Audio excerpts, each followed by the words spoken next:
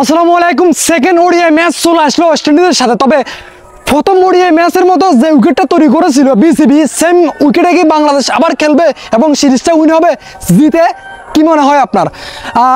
আমার কাছে সম্ভবত মনে হয় যে বাংলাদেশ এটা কখনোই করবে না এবং করতে পারে না। কেন করবে? আপনি দেখেন, শুধুমাত্র ম্যাচ উইন হওয়া, সিরিজ উইন হওয়া তো সব কিছু নয়, এখানে অনেক কিছু ম্যাটার করে যে আমরা কীভাবে যাচ্ছি, কোন প্রসেসের মাধ্যমে যাচ্ছি। আমাদের ওডিআই বিশ্বকাপ সামনে, তো আমরা ওডিআই বিশ্বকাপে কোন উইকেটে খেলবো এগুলো আমরা জানি। বিসিবিতে যারা দায়িত্বরত আছে সবাই জানে। তো দায়িত্বরতরা ডেফিনেটলি আমি মনে করি যে তারা চিন্তা করবে যে 27 বিশ্বকাপের কথা এবং বাংলাদেশ ক্রিকেটের কথা চিন্তা করবে, চিন্তা করে তারা উইকেট তৈরি করবে, এমনটা আসলে আমি মনে করতেছি। এবং আমি যতটুকু সম্ভব জানি যে তারা উইকেট চেঞ্জ করছে এবং চেঞ্জ করে কি উইকেট তৈরি করতেছে এটা জানি না। তবে আমি মন থেকে এটা চাই যেন ভাই প্লিজ উইকেটটা যেন হাই স্কোরিংয়ের হয়। ওয়েস্ট ইন্ডিজ হয়তো বা অনেক বেশি রান করবে এবং আমরা হয়তো ম্যাচটা হেরে যেতে পারি এবং সিরিজটাও হেরে যেতে পারি। ডাজেন্ট ম্যাটার সিরিজটা হেরে যায়, আমরা তো ইমপ্রুভ করতে পারবো। আমি চাই 27 ওয়ানডে বিশ্বকাপ কোন জায়গায় হবে এবং ওই জায়গা উইকেটগুলো কীরকম হবে ওরকমভাবে পিচ তৈরি করেন। বাংলাদেশে যখনই খেলা হবে ওডিআই ক্রিকেট আপনি ওইভাবে পিচ তৈরি করেন এবং এটা আমি মনে করি যে ভাই হেল্পফুল হবে Bangladesh cricket team, Bangladesh cricket টিমের জন্য, ক্রিকেট টিমের জন্য এক্স্যাক্টলি। ভাই আমরা এত বছর পর্যন্ত ক্রিকেট খেলে একটা বড় কোনো ট্রফি উইন হতে পারি নাই। আমরা অনেকগুলো সিরিজ উইন হয়েছি, বড় বড় টিমের সাথে আমরা ওডিআই সিরিজ উইন হয়েছি, টি20 সিরিজ উইন হয়েছি, টেস্ট সিরিজ উইন হয়েছি। বাট এই বড় কোনো আইসিসি টুর্নামেন্টে আমরা কি বড় কিছু জিততে পেরেছি? আপনার কাছে আমি বলতেছি জিততে পেরেছি? আপনি বলেন তো কেন? কারণ ওখানকার সিচুয়েশন, ওখানকার pitch, everything would be totally different. তো আমরা যেহেতু আমাদের হাতে টাইম আছে, আমরা জাস্ট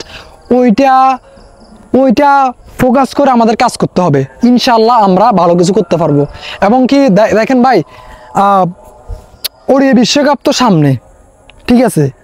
তো এই ওডিআই বিশ্বকাপের জন্য বাংলাদেশ থেকে অ্যাটলিস্ট 5টা প্লেয়ার যাতে করে আমরা নিতে পারি, মানে বাছাই করতে পারি। এজন্য ভাই আমি মন থেকে চাই যে বাংলাদেশে বিভিন্ন জায়গায় 27 বিশ্বকাপ পর্যন্ত ওডিআই টুর্নামেন্ট চলুক, বিসিবি থেকে আপনার অনেকগুলো টাকা ইনভেস্ট করুক। আমি এটা মন থেকে চাই। কেন এটা করতেছে না? আমার একটা অনেক বড় কোশ্চেন, কেন এটা করতেছে না?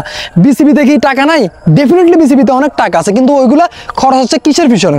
আমার কথা হচ্ছে যাই আলটিমেটলি যখন আপনি একটা বিশ্বকাপ উইন হবেন, আপনি একটা বড় কিছু অ্যাচিভমেন্ট করতে পারবেন, আপনি যখন আইসিসি ইভেন্টে ভালো কিছু করতে পারবেন, আপনার র্যাঙ্কিং সব কিছু উপরের দিকে চলে যাবে। যখন সব কিছু উপরের দিকে চলে যাবে তখন আপনার বোর্ডে অনেকগুলো টাকা আসবে। আপনি যখন আইসিসি টুর্নামেন্টে ভালো কিছু করতে পারবেন তখন আপনি আইসিসি থেকে ভালো কিছু টাকা পাবেন। এবং ইভেন যখন আপনি এদের সিরিজগুলোতে ভালো করবেন তখন আসলে আপনি অনেকগুলো টাকা পাবেন।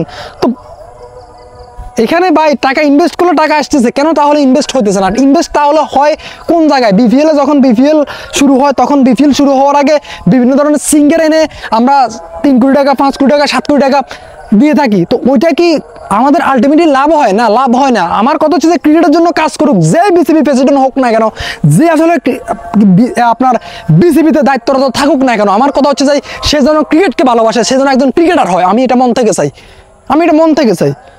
ভাই আলটিমেটলি আমরা ক্রিকেটকে ভালোবাসি এবং ক্রিকেটে যেন ভালো কিছু হয় এটাই চাই।